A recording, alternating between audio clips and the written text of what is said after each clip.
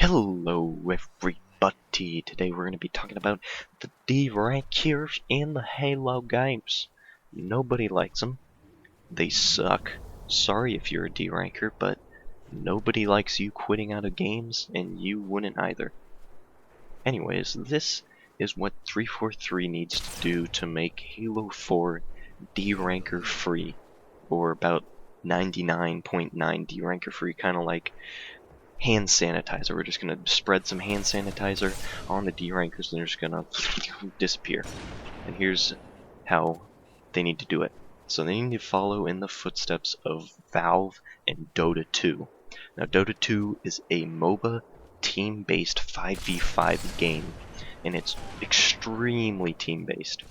So people really don't like people quitting out, because if you don't have one person, even if that person's not that great, you've pretty much lost from the get-go. You're just almost done. It'd take a miracle for you to actually end up winning. Also, the games can last like 40 minutes to like an hour and a half. So people really don't like people quitting. So what Valve implemented in Dota 2 is a thing called low priority matchmaking, and it's this completely separate pool of matchmaking players of all quitters and people who suck. So if you quit and you rage quit, or you're just a jerk, you'll get put in this low priority pool, and nobody likes it. You see in the public chat people complaining about it all the time, crying like a little baby about how wah, I quit out of games and now I'm in the low priority. And it can take up to or over an hour sometimes to find a game in the low priority matchmaking, because there's just nobody playing, and it purposefully makes you wait for a really long time to punish you for quitting out of games.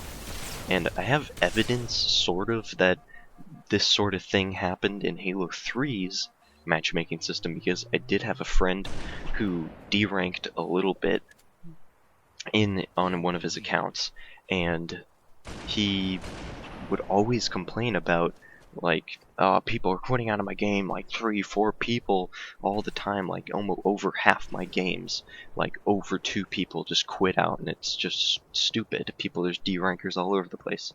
And I was about the same level as him in MLG, and I had no issues with that. And I'm like, I don't see what you're talking about. I'd maybe like one person every 10 or 15 games quits. It's not a real issue for me. So I kind of have evidence that that sort of thing was happening in Halo 3, but I think for them to really make this more effective, they should surface it and tell people, you've been quitting a lot, you've been a jerk, it's not been just some random fluke thing where you had to leave in between a game. You're purposefully doing this, low priority for you, and you see it, and it takes like 20 minutes to find a game. But also, Dota 2 is a free-to-play game, so you can recreate accounts and go back in and then continue to be a jerk, and you'll be out of the low priority because you created a new account. But in Xbox Live, it costs money to create a new account for the Xbox Live, so there should be a way to dig your way back out of the hole. So it shouldn't be impossible to get out, but it should take some work, a lot more than Halo Reach's solution to this was, which was just like wait 10 minutes and then you can go back into matchmaking, which really isn't good enough. It should be, I don't know, 4 or 5 games of not quitting in low priority to really punish you and stop you from doing this. And it's a really effective system. I haven't played Dota 2 a ton, but what I have played of it, I've never had nobody